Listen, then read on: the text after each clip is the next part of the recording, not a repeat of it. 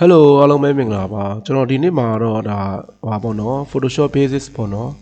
Photoshop Basics ဒီ lesson 3ပေါ့နော်ဒီမှာအယောင်ဘယ်လိုချဲ့မလဲပေါ့နော်အယောင်ချဲ့တဲ့အပိုင်းပေါ့နော်အယောင်ချဲ့တာမှာကျွန်တော်တို့ကကျွန်တော်ကကြတော့ဒီဘယ်လိုမျိုးလဲဆိုတော့ Photoshop ကိုလုံးဝ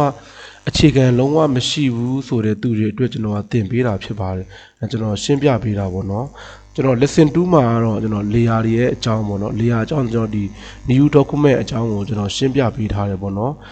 ကျွန်တော် new document အကြောင်းတော့ကျွန်တော်ရှင်းမပြတော့ဘူးဒီ new document ခေါ်ပြီးလို့ရှိရင်ကျွန်တော်အယောင် color တွေဘယ်လိုချဲ့မလဲဆိုတဲ့အပိုင်းကိုကျွန်တော်ရှင်းပြပေးပါမယ်အရင်ဆုံးကျွန်တော်တို့ control N နဲ့ကျွန်တော် new document ယူလိုက်မယ်ကျွန်တော်ဒီမှာ1040ဟိုမှာပဲကျွန်တော်ဒီမှာ pixel နဲ့ပေါ့နော်ကျွန်တော်ယူလိုက်ကျွန်တော် create လုပ်လိုက်မယ်ပေါ့ဗျာဒီမှာကိုကျွန်တော်အယောင်ဘယ်လိုချဲ့မလဲပေါ့နော်အယောင်ချဲ့တဲ့နေရာဒီမှာဒီနေရာလေးရှိရပေါ့ဒါဆိုအဖြူဒါဆိုရင်ကျွန်တော်အနီပေါ့နော်အနီနေရာလေးကျွန်တော်ဆွဲတင်ပြီးတော့မှာပေါ့နော်ဒီမှာဆွဲတင်ပြီး okay ပေးလိုက်မယ်ဒါဆိုလို့ရှိရင်ဒီဟာဒါ background color အဖြူရောင်ကြီးပေါ့နော်ကျွန်တော်တို့ဒီမှာ alter base page ပေါ့နော်ဒီကျွန်တော်တို့ keyboard ပေါ်မှာရှိတဲ့ alter ရဲ့ base page ရဲ့ကိုကျွန်တော် alter လေးကိုအရင်ဖိပြီးတော့မှ base page ကိုနှိပ်လိုက်ရင်ဒါမျိုးအယောင်ရောက်လာပြီပေါ့နော်ဒါဆိုရင်အနီရောင်ရောက်လာပြီဒီနေရာမှာ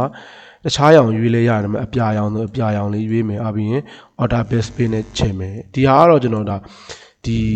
background စာရွက်ကြီးကိုဒီစာရွက်ကြီးကိုကျွန်တော်တို့အယောင်ချိန်လိုက်တာပေါ့နော်ဒီနေရာမှာဒါ background နေရာပေါ့နော်ဒီမှာ layer တွေထပ်ပြီးယူလို့ရတယ်ပေါ့နော်ဒါ layer အကြောင်းတွေကတော့ကျွန်တော်ပြီးကြရင်ဖြည်းဖြည်းချင်းတော့ကျွန်တော်ရှင်းပြပေးမယ်ပေါ့နော်ဒါကျွန်တော်တစ်ဆင့် Photoshop lesson 3အနေနဲ့ကျွန်တော်ဒီအယောင်ဘယ်လိုချဲ့မလဲဆိုတဲ့အပိုင်းကိုကျွန်တော်ပြပေးတာပေါ့နော်အယောင်ချဲ့မယ်ဆိုလို့ရှိရင်ကျွန်တော်တို့ကလိုချင်တဲ့အယောင်ကိုရွေးမယ်ရွေးပြီးလို့ရှိရင်ကျွန်တော်တို့က keyboard ပေါ်ကကျွန်တော်တို့ကဒီမှာ keyboard ပေါ်ကကျွန်တော်တို့ alter ရယ်ပေါ့နော် alt အပေါင်းကျွန်တော်တို့ကဒီမှာ base page ပေါ့နော်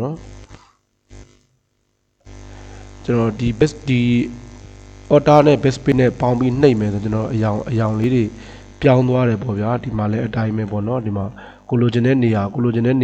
layer ကိုရွေးပြီးတော့မှကိုလိုချင်တဲ့အရာကိုဒီမှာလာပြီးခြေလို့အယောင်လာခြေလို့ရရပေါ့နော် okay ပေးမယ်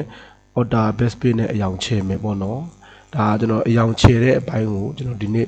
ရှင်းပြပေးတာပါအယောင်ခြေရတဲ့ပတ်သက်ပြီးတော့မိတ်ဆွေတို့နားလည်ပြီးတော့သဘောပေါက်လိုက်မယ်လို့ကျွန်တော်ယုံကြည်ပါတယ်အားလုံးကိုကျေးဇူးတင်ပါတယ်နောက်ထပ်ဗီဒီယိုများမှာလည်း Photoshop လုံးဝ basic လုံးဝမရှိတဲ့သူတွေအတွက်ကျွန်တော်အကောင်းဆုံးတစ်ဆင့်ချင်းတခြားရှင်းပြပေးသွားပါမယ်ကျွန်တော်ရဲ့ဗီဒီယို lesson ဒီ1ကနေစပြီးခုနောက်သွားမဲ့ဗီဒီယိုတွေကိုတစ်ဆင့်ချင်းတခြားကြည့်သွားလို့ရှိရင်မိတ်ဆွေတို့ Photoshop တင်တဲ့တော့ tips ဆရာမလိုပါဘူးနေ့စဉ်စောင့်ကြည့်ပြီးတော့မှကြည့်သွားပေးပါကျွန်တော်တစ်ဆင့်ချင်းဆိုမှတစ်ဆင့်ချင်းလုံးဝအစစ်မကျော်ပဲကျွန်တော်ရှင်းပြပြီးတော့မှနားလည်အောင်ကျွန်တော်တင်ပေးသွားမှာဖြစ်ပါတယ်အားလုံးကိုကျေးဇူးတင်ပါတယ် bye bye